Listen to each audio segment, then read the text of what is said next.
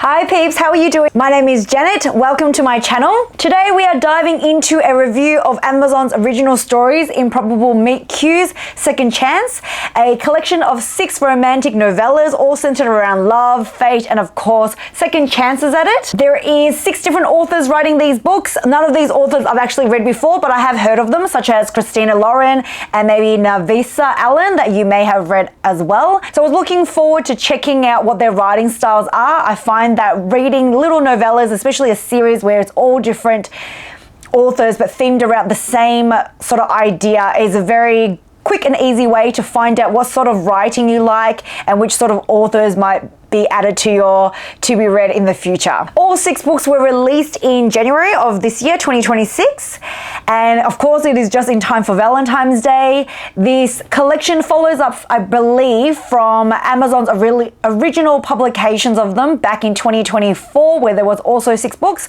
Those ones I haven't read before. They are also subject around Improbable Meet Cute's, as this is as well, except this one you have a second chance round because it is also the second time they're releasing these type of novellas, which makes sense. Each story is connected by a celestial event. You appear in all 6 books a rare comet crossing the skies on Valentine's night for the first time since 40 years ago, symbolizing, I guess, in these stories star-crossed lovers and fated soulmates, which is throughout the whole 6 books that you'll go through. Stories ranges from maybe workplace romances to murder mystery, and if you read them in order, you will notice that they progressively get a little bit spicier and steamier each time.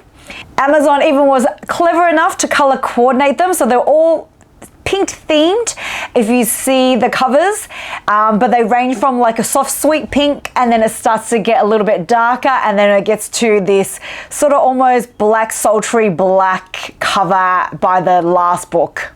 These books are super quick to read, so you can almost do a few of them in a day, depending how fast you read. Some of them are around 60 to 100 pages long, which I do love. Short collections like these are perfect for sampling different writing styles, as I said earlier, and discovering new authors. And after reading all 6, I'm going to be ranking them here from my least favorite to my absolute favorite. But of course, those opinions are just my opinions, and it might be different for you. So let me know what you thought about each of them if you read them as well. So let's get into it. With the 6th place of the book is called Death to Valentine's Day by Cowles, I think that's how you say it. So the book starts off obviously on Valentine's Day, of course, and our leading lady, Maya, or I'm going to call her May, is very much in mourning. What is she mourning of? Not a death, but for the absolute train wreck that was her breakup that happened exactly 12 months ago with a guy named Jackson, who she walked in on hooking up with her cousin in compromising positions. This man is a contender for the worst man alive in this book. He has no redeeming qualities or even somewhat of any layered proportion. He is pretty much just bad, which goes to question of why would she have stayed with him for over 10 years. But let's unpack that a little bit later as we get through the summary. So in this present time right now, you've got her 2 besties, Violet and Eric, and they're on a mission to resurrect her love life. Their solution is to stuff her in the shortest dress known to humanity, strap her into sky-high red stilettos, and drag her to a masquerade party to get her some action, basically. After a lot of back and forth from between May and her 2 besties, she finally decides, yes, okay, I will go just to get them off her case. As we're moving along and traveling to this party, we get a little bit backstory about May and Jackson. You know, they grew up together and they started dating when they were probably 15 and stayed together to about when they were 25. A full decade with a man who's consistently selfish, emotionally unavailable, and frankly just awful in all terms that you can define. You also get a allude of another male in her life, which is Decker, or we call him Deck for ease of pronunciation, who is Jackson's older brother, quiet, brooding, but actually decent one. And you can see exactly where this is going. Not only did he show up for her, he is a pro athlete, he's hot, he's built, and you're questioning why on earth would you even consider Jackson in the first place, which frankly isn't really fleshed out except for maybe he made the first move. Conveniently though, at this party, everybody that she knows is there. So you have May, you have her two besties showing up, then Deck is also there, and Jackson is there, and a whole lot of side characters that I guess is required for the plot of the story. Then surprise, there is a murder, which is why I guess there is so many characters, so maybe that you can start to wonder who that person might be that is committing the crime. But that's not really fleshed out because I think being a novella, it is very hard to get into those details of the suspicions and the crime part of the story, when especially when we're here for really the romance. But it does give me a little bit of a rom-com meets murder mystery situation, very much like that series After Party vibes. It is also the middle of winter here. There's a snowstorm that hits. The party then suddenly turns into a lockdown situation and no one can leave even though a murder has occurred, and no police can also show up because they can't get in and no one can get out. Yes, they are trapped now with each other and also a murderer amongst the mist. But not to worry, the book and author is much more concerned with the romance between May and Deck. Even though there is a dead body around, who cares? Let's focus on the yearning and also a little bit of the angst. The story is told in 2 points of view. You've got May, who spends most of her time spiraling internally, denying her feelings about Deck and why she can't be with him because she's already been with one brother. It looks so loopy to be with another, but hey, people keep it in the family a lot of the times, I say. And even at some point, she wonders to herself, why did she ever stay with Jackson? She even said, I spent a decade with someone I'm not even sure liked me all that much. And I'm worried what that says about me. I also worry what that says about her because it doesn't make her a very endearing character. I think if she realized that maybe after the breakup and during that year that she had to ponder it rather than right now because there is a new boy in town to start wondering these thoughts. You would think in 365 days after your breakup, after being cheated on, you are already asking those questions and maybe working through them and becoming a better person or requiring more respect for who you are. It is a strong line, something to probably delve into, but the problem is with only 100 pages, we spend a lot of time, in my opinion, maybe a lot too much time rehashing the same inner monologue about her not being able to be with Deck because she's been with the brother, instead of just moving forward with the story and developing it a little bit further. Then we have Deck's point of view, and wow, this man is obsessed. He knows everything there is to know about May, what food makes her nauseous, that she hates mushrooms because they give her migraines, and then the fact that her favorite snack is apple and cheese and Oreos. Yes, even that the sharper the cheddar, the better is good for her. We get it. We get that you love her, but you've just been denying yourself because you let your brother have her instead of just admitting to your true feelings. I think 2 examples of how much you adore her and notice her is enough, especially for a novella size book. There is no need to harp on about it in my opinion. The forced proximity trope is definitely kicking in here. May and Deck, who end up in the same bedroom, sharing a bed together. Here is, I guess, my issue with a bit of the book as well, that's why it's put into my last place, apart from the repeated inner monologues that are the same old, same old. What I like in a romance book is there's yearning that makes not only the readers yearn, but also maybe the male yearn too. But instead, when they're together constantly, and the only thing that makes them not take any action is their own insecurity or denial of it, feels a little bit flimsy in the best of times.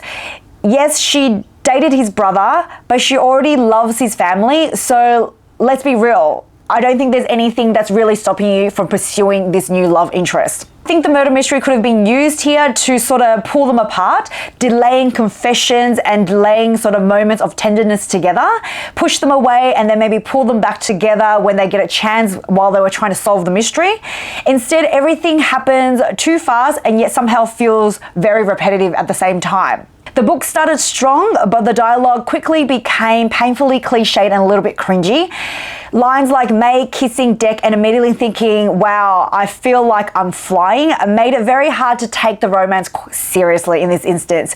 The murder mystery itself was surprising, but the reveal at the end, I think, was a little bit over the top, a little OTT, and the villain monologue that was presented, an explanation of why that villain did what they did, is frankly a little bit embarrassing and cringeworthy to witness. Unfortunately, this ended up being a 2-star read for me. Obviously, there are different opinions on Goodreads. I think it's rated quite well, around the high 3s, but unfortunately didn't do it for me, and even the smut couldn't save it for me in this instance. So, coming up next is my 5th place book. It is called Second Act Romance by Julie Soto. I think for this book, if you are a fan of the musical Oklahoma and actually have seen it, then this probably will land a little bit higher for you. But unfortunately, I have not seen that musical and I don't know what they're talking about most of the time in the book when they are referencing the different acts in the show. Plenty of references to the musical, the songs, the choreography, the theater vibes. But unfortunately for me, that did absolutely nothing and mostly felt like a distraction from what I actually came for, which is the meet cute, the yearning, and the witty banter, which is what I need generally from a rom-com book. Instead, the book leans heavily into plot, which is a problem when you only have 60 pages to play with here. There are barely any meaningful scenes between the two leads, and a surprising amount of pages times is spent on the drama of putting on this play, literally. So you start with our leading lady, Bex. She's about to step into the role of Laurie, who is the main role, I think, in Oklahoma, if you have seen it.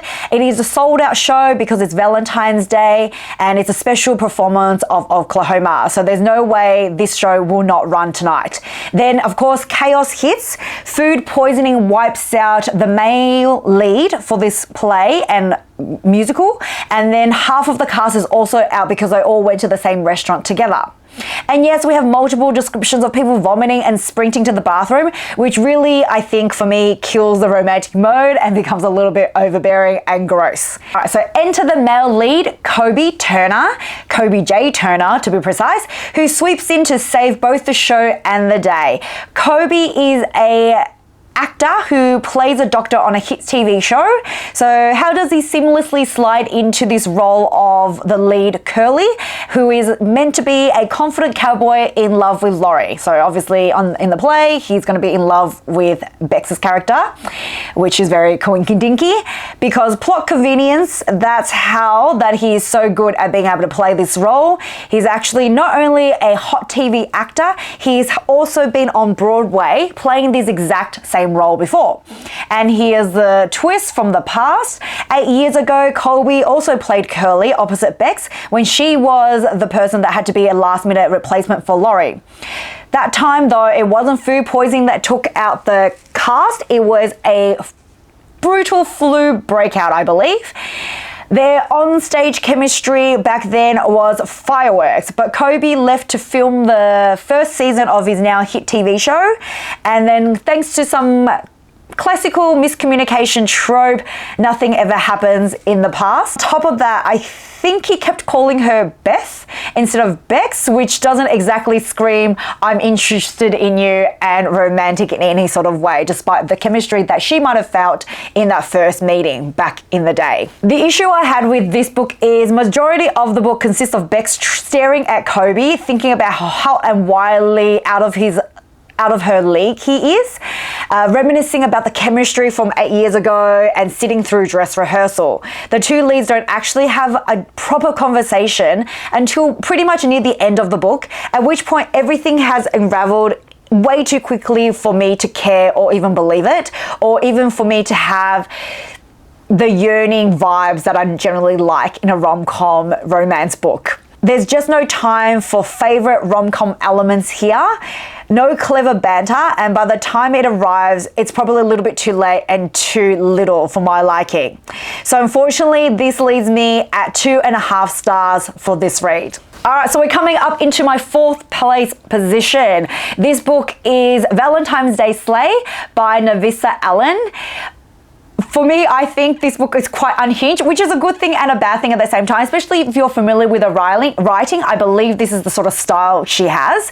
And interesting premises, I think, for the book. Strong action scenes. Give credit where credit is due, because the author can really write violence quite well. The action was vivid. I felt like I was right there, but unfortunately the banter was cringe and the smut gave me a little bit of an ick, and it very much did not slay for me in this instance. But first, let's go back and let's talk about the plot. So we're here in Louisiana and it's Valentine's night. You have Noah, the MMC, and he's working as a grave digger when he hears moaning coming from the cemetery that he's working in. Naturally, he assumes someone is hooking up amongst the headstones, which apparently happens more often than you think. But the moans then turn quickly into screams, and these screams belong to his high school crush, Emma, who has unfortunately been buried alive. Yes, buried alive, which is quite shocking for a romance book. Definitely not what I was expecting. Now, logically, you would question and go, did someone not check for the pulse? Because the book certainly goes into that a little bit later. What does matter to Emma, though, is not only being rescued, obviously, from being buried alive, but then her rescuer turns out to be hot, single, and Noah, who she's known from her past high school years. So the author now explains how someone might come to be buried alive. It turns out that Emma is trapped in a deeply toxic marriage to a doctor who gaslights her, belittles her, and doesn't like to touch her, doesn't make her feel like she's a wanted woman, and brace yourself, manipulates the system to have her declared unalive, and therefore he's allowed to bury her, hoping that she would then eventually, just disappear underground. And then he was able to cash in on a huge life insurance payout. And why does he need that? Because not only is this man a psychopath, he's also terrible money and drowning in debt, and he needs the payout ASAP. Generally in these books, when it's a novella, there is no redeeming qualities for the previous person that they're with, and this is the case here as well. Emma's husband is no good in all ways possible, from head to toe. Nothing good about him, apart from maybe he's attractive. That's it. And maybe a doctor, if you want to harp on about that. But because they have written this man so villainous, I am definitely fully invested in watching this man meet his downfall, and felt absolutely no guilt about it when the revenge was revenging. This was my first time reading Navessa Allen, and I suspect unhinged high-stakes chaos is very much her lane. The action was, as I said, solid and fast-paced. What didn't work for me were, unfortunately, the characters. Noah is a supportive golden retriever type, and I appreciate Emma finding her voice and demanding respect. But beyond that, they felt a little bit one-dimensional and flat for me. What was missing for me in this was witty banter. For a plot this wild and shocking, I wanted dialogue and chemistry to sort of match the same energy, and I wouldn't mind if the two main characters were a little bit unhinged as well. And respectfully so, Emma has every right to be a little bit unhinged at this point in time. Instead, the connection between them felt a little bit superficial. They said all the right things about how they felt about each other, but I didn't actually believe it, because some of the dialogue I've heard before, they're very cliched.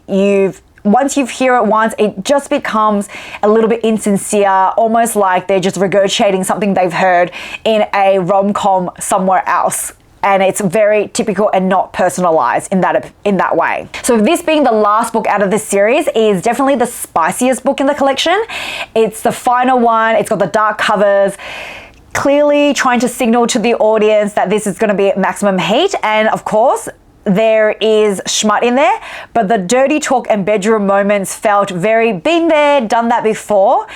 Honestly, this was the perfect setup for something a little bit maybe kinkier because of the premises, and it just didn't go there for me, and I think it could have. Overall, entertaining, yes. I do recommend it could be a good read and action-packed, especially if you know this writer's style and you like it, but it lost points for me because of the bland chemistry and very vanilla sexy time, in my opinion. So in the end, this one lands at me for 3 stars. Okay, so coming in third place is Time Will Tell by Hannah Bonam-Young. Not going to lie, this one did make me a little bit teary, a little bit emotional, and surprising considering it was just a novella that it can get a little bit of emotion in me.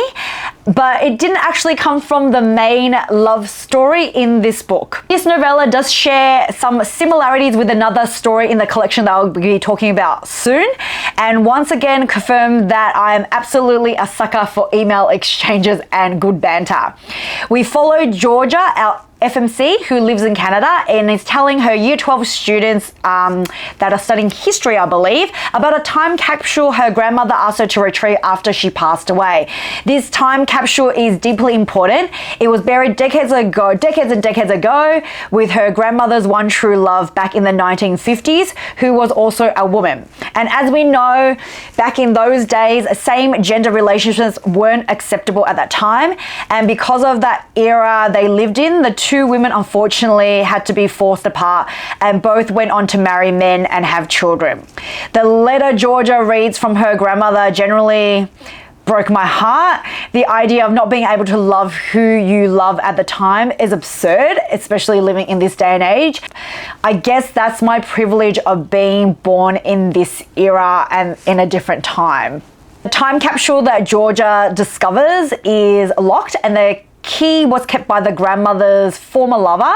After some impressive Google searches, Georgia actually tracks down Callum, the charming grandson of that lost love, and they begin to exchange emails about retrieving this key and hopefully opening up this time capsule together with herself, her family, and his family, because, you know, it is all part of their ancestral history now. Now, Callum lives in the UK, and from this very first message, he comes across as sweet as pie, thoughtful and emotionally open. The chemistry between them is genuinely lovely and gives me full-on belly flutters. That said though, the relationship does move a tad too quickly for me. Within a week, Callum is asking whether or not Georgia is a Miss or Mrs., which in real life would absolutely make me give pause and feel like you're coming on just a little bit too strong. But I guess this is a novella and there simply isn't the pages to build up that slow burn. But if you see my, I guess, second and first choices, they are actually able to build up that slow burn a little bit more seamlessly than this book was able to, which is why it probably sits here at this spot here. I think the 1950s romance was the real standout for me. It was captivating, and I'm convinced that if this was expanded into a full novel, I would have definitely cried my way through their love story and eventual loss of it. Overall, this was a really enjoyable, sweet, heartwarming, and well-written book. With more pages, it could definitely have truly excelled. Maybe our golden retriever hero, Callum, wouldn't have come across as quite so intense, because planning someone's holiday after you've just known them for a week, that's a little bit too much for me. And at the same time, unlike the first and second books that I've chosen, Callum is charming and sweet, but not as funny as the other two male leads that are coming up.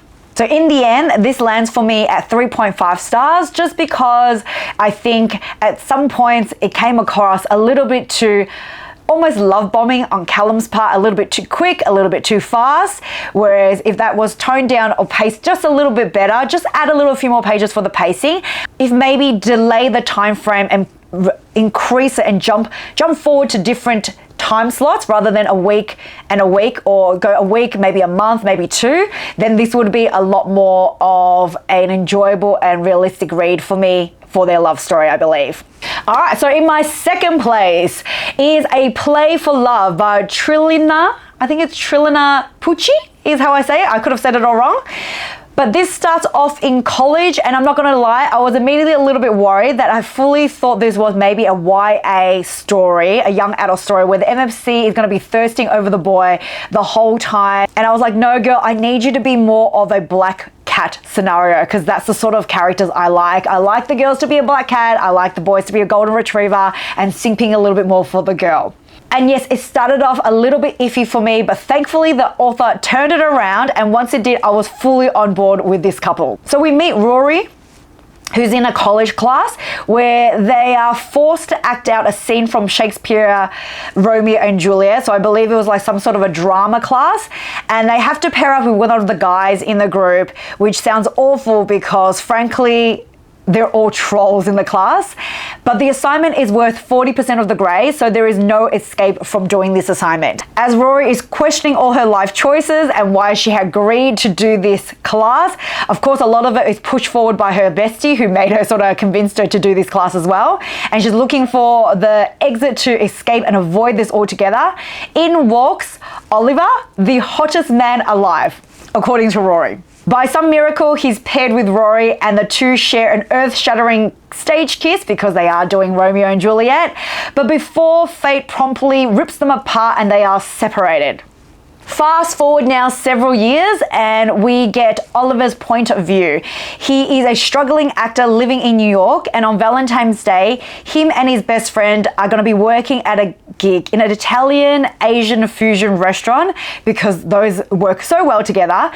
And they're dressed as cupids because they're struggling actors in New York and pride does not pay the rent. So they got to do what they got to do to make ends meet. Meanwhile, coincidentally, Rory is also there because she's actually attending the same event with her workmate Gareth, who has completely misled her. She thought it was a farewell gathering before she leaves her job at New York and moves back to California. Turns out, nope. Gareth invited no one else and tricked her into a date, aggressively trying to lock her down. Gareth, the alpha, sir, please be detained and move along. This disastrous encounter featuring Rory, Gareth, and then eventually Oliver, who has to step in and sort of help Rory get out of the situation of Gareth, turns out that it produces some of the funniest lines in the book that I loved. From that moment on, I knew that the banter was going to be A+, and it absolutely was for me. Rory and Oliver are united. Oliver, luckily, is still hot and single. And Rory, well, she has evolved. She is no longer the little golden retriever and puppy dog that is thirsting over this guy. She has now got good black cat and good banter energy. And Oliver has fully transformed into a cinema role, which is what I love. And the chemistry here, I think, is fire. The catch is that, though, Rory is leaving New York the very next day. So they create this bucket list of everything she wants to do before she leaves, because while she was in New York, she was working as an accountant, as I am, except I don't get these lovely meet cues, but she does, and she has been working her butt off and not being able to actually experience New York. So Oliver has decided that tell me what you have wanted to do for your time while you're in New York, and let's tick them off the list in one day before you leave. So Oliver delivers a rapid day of dates, but right before the dates actually start, Rory says these lines, which you'll know. She goes, "Hey," she said, "only loud enough for me to hear. Just in case I forget at the end of the night, I had the best time today." So stop. Those of you who have seen it, you'll know. Is this not a reference or Easter egg for Pretty Woman lovers? People that have watched that movie will get a recollection of when Julia Roberts said it to Richard Gere just before they go off to the opera, where he had just presented her with a sparkling necklace. I believe she said something exactly like this, and I love that it was thrown into this book. Loved how this story unfolded. Yes, of course, it's predictable. It's a rom-com. You know there's going to be a happy ending. That's what I'm here for. But it is predictable in the best way possible. The chapters here are actually broken down into acts, very much and very clever, like a Shakespearean play. And I think that links really well with the fact that they met during a Romeo and Juliet, reenactment. This is a 4-star read for me. I think it only lost a star because of the painful first chapter, because it was overly cringy and very much read like a YA novel. And I understand that it was meant to fit her age group, but that bit probably was the only thing that I did not enjoy reading, but luckily it was quite and fast and over and done with. But I think I have now found possibly a new author to binge read what she has written. All right, if you have stayed with me this long, thank you so much. If you've liked what you have been listening to, definitely like and subscribe. Let me tell you my first spot placement, which you obviously know if you know that there's 6 books and if you eliminate it all, my first place book is Accidentally Yours by Christina Lauren. This was pretty much a perfect read for me, except for one or little tiny detail that I absolutely could not get over. It lost a half star for me. Some of you might think I'm harsh, but I stand by my decision. I'm gonna just take away half a star just for these minor details, which I will mention later on. Now, if you are a fan of the movie You've Got Mail with Meg Ryan and Tom Hanks, then I highly recommend you also read this book because it gives you the exact same sort of vibes in it. But because this is a novella, the author obviously smartly had to strip back the complexity of the story. There is minimal miscommunication. There is no enemies to lovers trope in this, and I think it still creates a very efficient emotional payoff all under 100 pages. So we meet our FMC Veronica, who is a genius marketing consultant who has just been made redundant by a group of douchebags, arrogant men who refuse to respect her expertise. Now she's interviewing non-stop because relatable, rent must be paid and groceries must be purchased for her, and she is running out of cash fast. One of these interviews is online via Zoom, but for whatever reason the link glitches and Veronica ends up accidentally crashing the wrong meeting. Luckily her camera is off, so she's just a mysterious black rectangular spot in the meeting while there is a group of IT bros discussing their marketing plan for a supposedly revolutionary, amazing software that's going to help create apps for people in the future, which is very relatable in this day and age. The problem is though, the marketing plan is trash. With nothing to lose, and of course she's anonymous and people can't see her, Veronica absolutely eviscerates their presentation and tells them how trashy and stupid it is, drops the mic, and then just exits out of the meeting like a real boss. So then we enter Jude, who is the company CEO. So the company of this software company that Veronica has that just intruded on. Instead of being offended by what she said, he's actually intrigued and think that what she said is very valid and very clever. He tracks down Veronica down and finds her email and surprisingly offers her a job rather than telling her off or anything like that. And let me tell you, the negotiation emails between these two are elite tier banter, discussing not only her pay but also her need for a new office chair, and that just keeps obviously not dragging on, but the back and forth about that was clever. Veronica's insistent on including a new office chair in her remuneration package is relentless and iconic. And Jude's willingness to understand her and accommodate it is immediately tells me that this man was definitely going to be a keeper. So much of this story unfolds through email exchanges, very much like the movie You've Got Mail, which keeps the pacing tight and lets the flirtation build naturally over time. It starts off being quite professional and then slowly it enters a little bit more personal details, a bit more flirtation, and then these emails eventually comes from work emails to personal emails and eventually to flirty, quicker texts, which is fantastic. The chemistry ramps up and the anticipation for their first face-to-face meetup is, I think, chef's kisses for this book, and I loved. There's no spice in this book because it being the first book, and that's exactly right. This story isn't about steam, it is about smarty, flirty innuendos and good vibes. It's the kind of short romance that just makes you smile.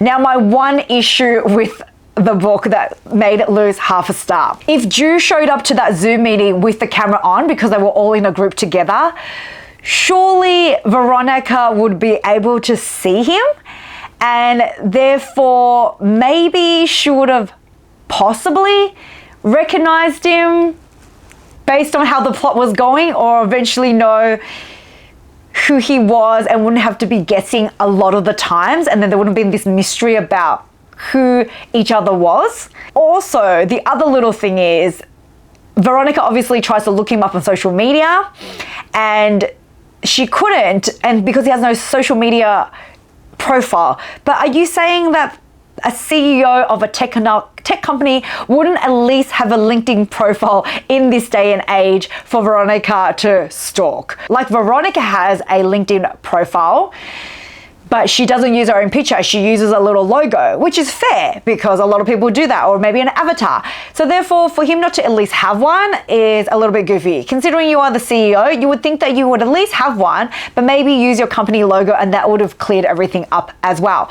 Or say possibly in the Zoom meeting, maybe you could not see his face because even though they were all in a meeting together, because there was a presentation on the screen, all the faces were not visible. So therefore she could not tell who was actually in that meeting, is another explanation. And if those two things were just addressed quickly and just right at the start, then perfect read for me for this book.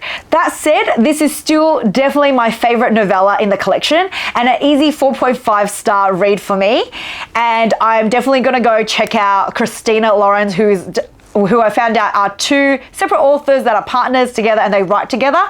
And I think if it's anything like this with the smart banter and witty chit chats and the right sort of MMC that I adore, then I would definitely like whatever they have to produce.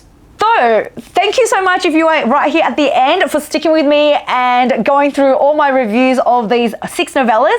Let me know if you read them and if you are going to read them and what you thought about them and which ordering that you would have. Maybe my worst one was your best one and vice versa. Like, please subscribe because it will really help this channel to grow. Until next time, enjoy, have a good day, and I'll see you soon. Bye.